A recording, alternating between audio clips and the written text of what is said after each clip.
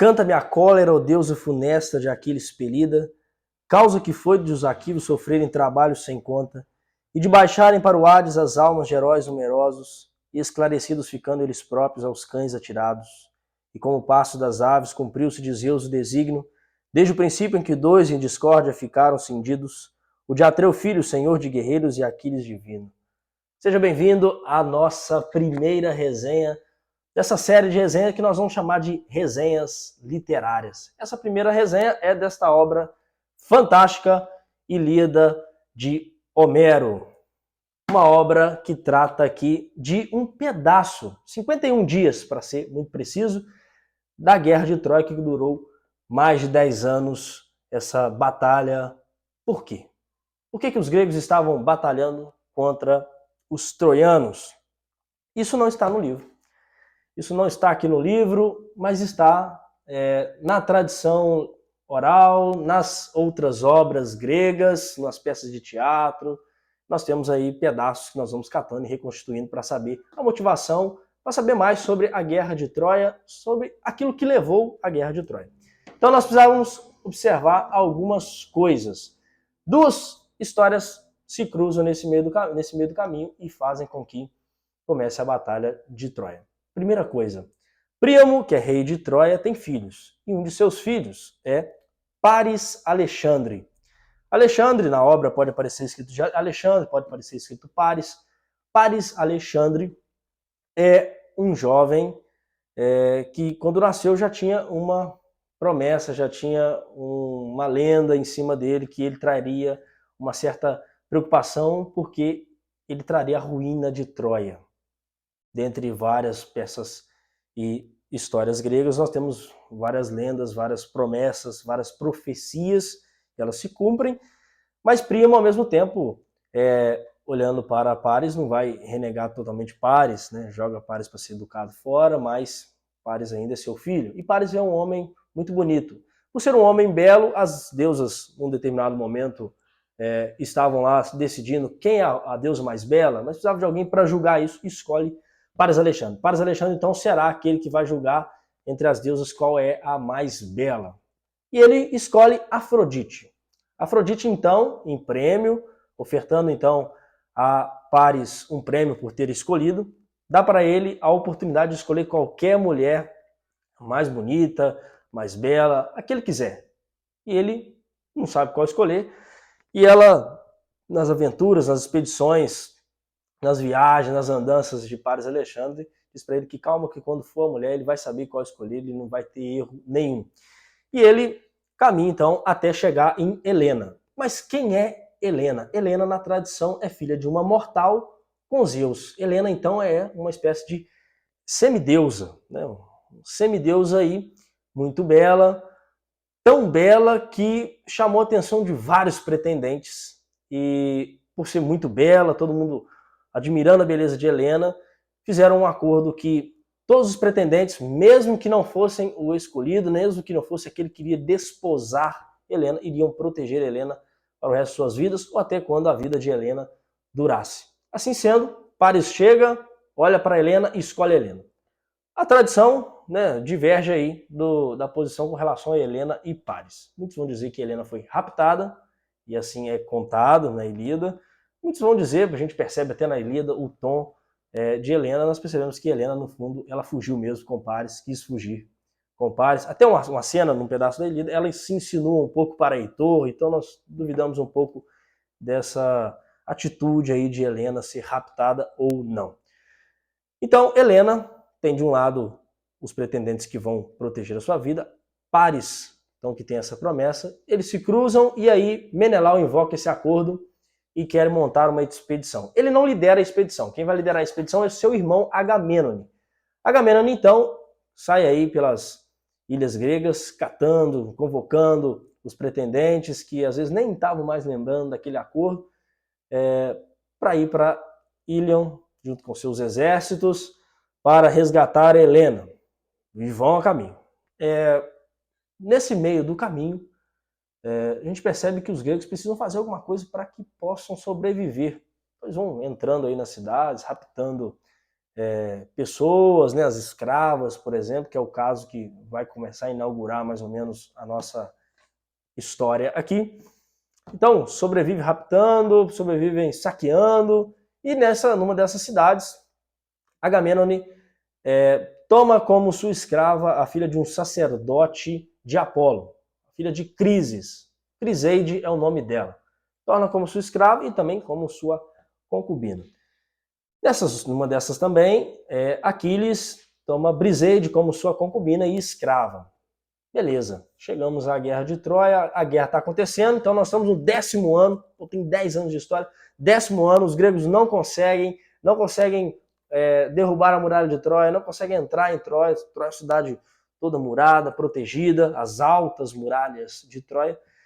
E aí Aquiles convoca um conselho, depois que o pai de Criseide vai lá e oferece presentes a Agamemnon para que ele possa devolver, né, o Agamemnon possa devolver a sua filha Criseide. Agamemnon debocha de Crises, não quer saber dos presentes, vem aí uma peste, por quê? Porque ele, o sacerdote, pede a Apolo então que jogue uma praga, uma peste sobre os gregos, e os gregos estão penando na guerra. Isso acontece, e aí nós temos Aquiles convocando o conselho, junto com os sábios, por exemplo, Nestor, um grande sábio, Diomedes, grande guerreiro, Odisseu, Ajás. Nós temos bastante personagens aí nesse conselho, e eles descobrem a causa da praga, da peste. Justamente isso. E fazem ali um acordo assim, Agamemnon, devolve ali então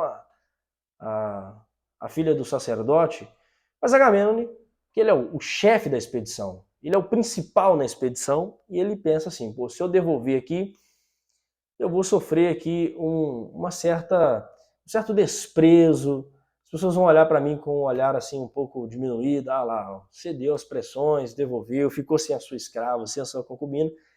Ele aceita, devolve Criseide, desde que ele fique com a segunda moça mais bonita, a segunda escrava mais bonita, que é a escrava de Aquiles, Briseide. A escrava de Aquiles, Briseide, então, é tomada por Agamemnon, e Aquiles fica irado com aquilo, fica irado, por isso que começa com canta-me a cólera, ó deusa funesta de Aquiles Pelida, canta-me a cólera de Aquiles, filho de Peleu, por isso chamado Pelida. Essa cólera porque a sua concubina foi tomada por Agamemnon.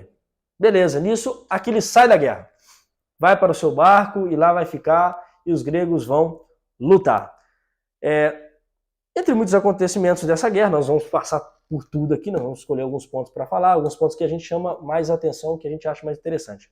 O primeiro aqui, depois da ira e da peste, é o combate. A primeira vez que nós temos ali um combate corpo a corpo de personagens assim fantásticos e principais, que é de Menelau e de Paris. Eles aceitam, firmam um acordo. Quem vencer aqui vai ficar com Helena. Todos aceitam, tá tudo certo. Menelau começa a luta, só que chega um momento em que Menelau está ganhando e Paris está perdendo, e Paris é tirado da guerra por um dos deuses para se proteger, e aí abandona o combate, abandona esse duelo, e Menelau vai reivindicar, peraí, o acordo era que quem vencesse ficasse com Helena. Já não se cumpre mais o acordo. E Heitor vai chamar um pouco a atenção de Paris por causa disso, vai brigar com Paris, chamado de covarde, covardia.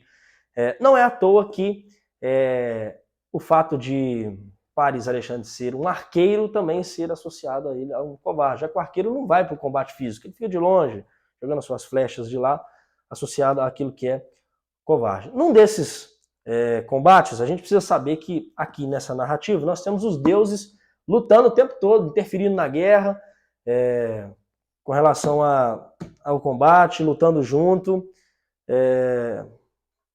Um parênteses importante aqui para a gente entender por que os gregos vão mal na guerra até o retorno de Aquiles, e sinto muito em dizer para vocês, já adiantando aqui um spoiler importante, aqui não tem cavalo de Troia, não tem a narrativa final, nós sabemos isso por outras pessoas que narram, e um pedacinho lá na Odisseia, que também nós iremos fazer uma resenha aqui no canal.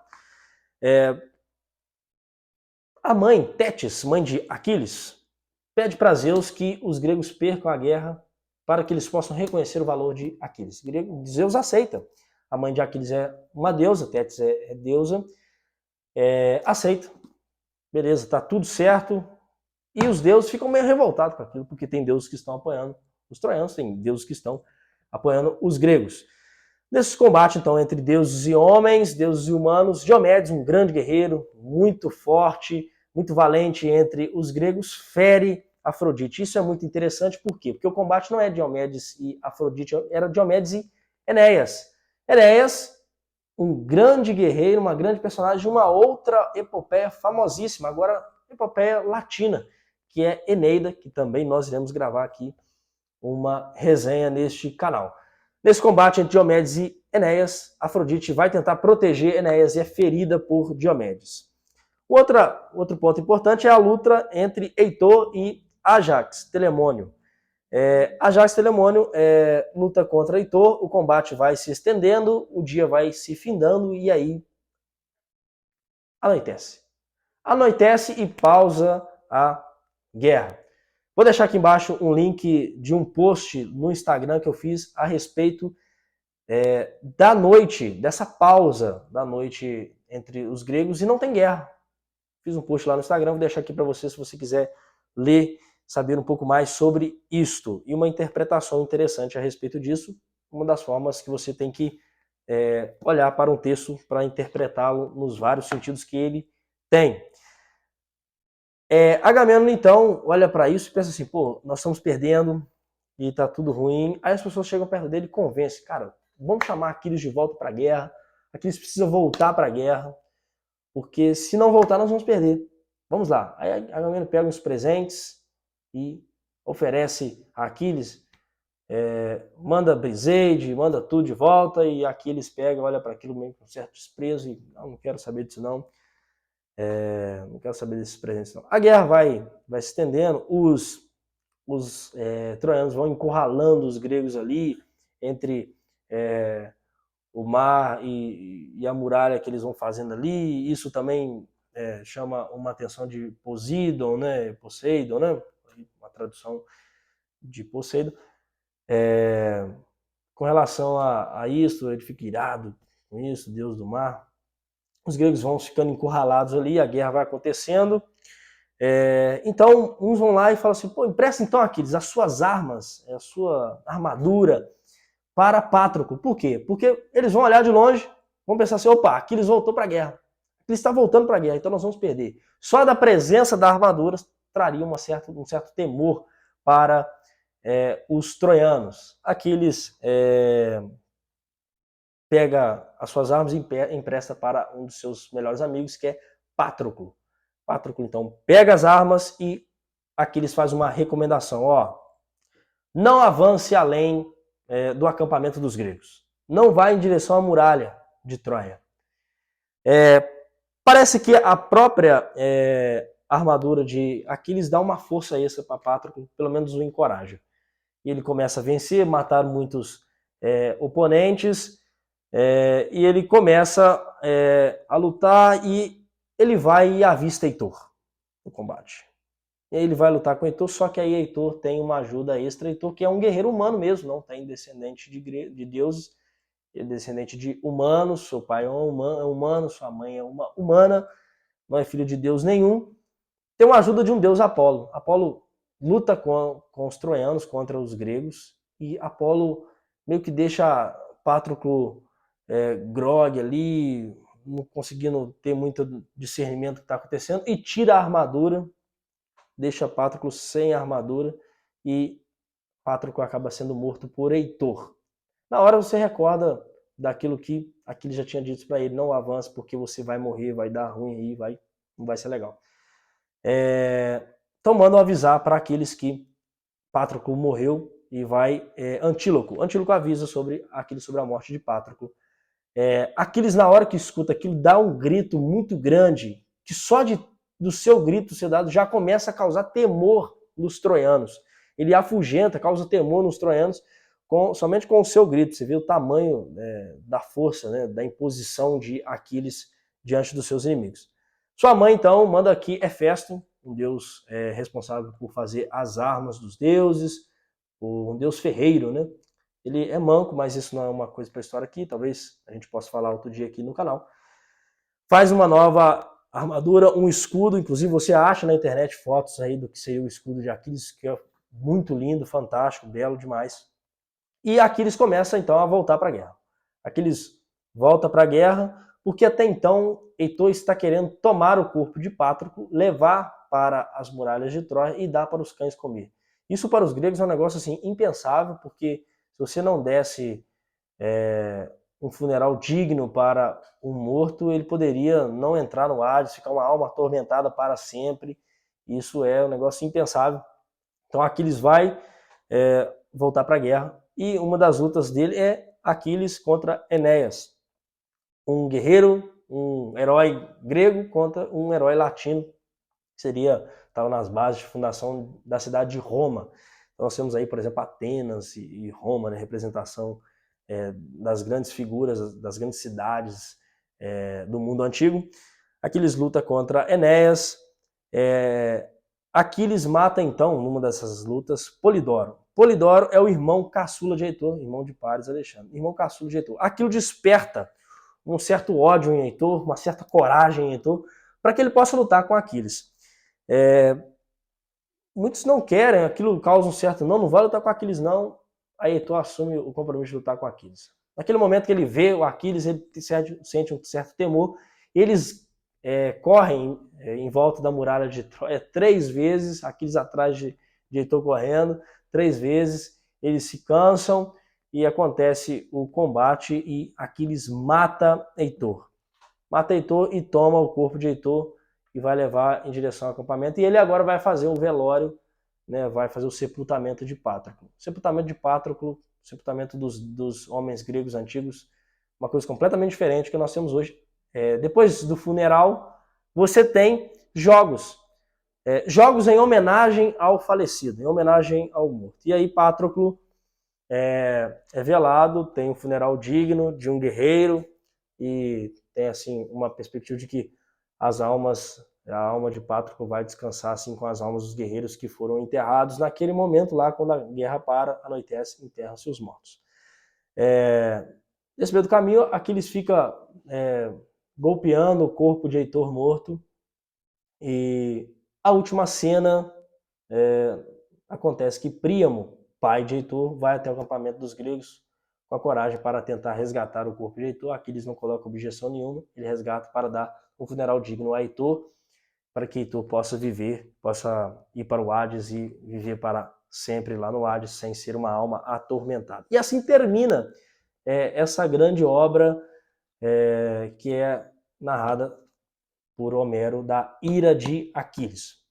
E o restante? E a guerra de Troia? O que aconteceu desse meio do caminho? Olha só, a gente pode falar disso aqui no outro vídeo, mas essa obra, mesmo não tendo essa perspectiva, vou ler aqui a Ilíada porque eu quero ver o cavalo de Troia, como é que aconteceu a guerra lá dentro.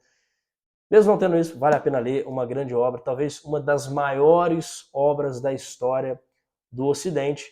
E se você ler, certamente você vai se enriquecer com essa leitura, tanto na sua formação do imaginário, na sua formação literária, naquilo que você tem de uma espécie de elementos comuns na literatura ocidental. Se você gostou desse vídeo, curta esse vídeo, compartilhe, comente aí.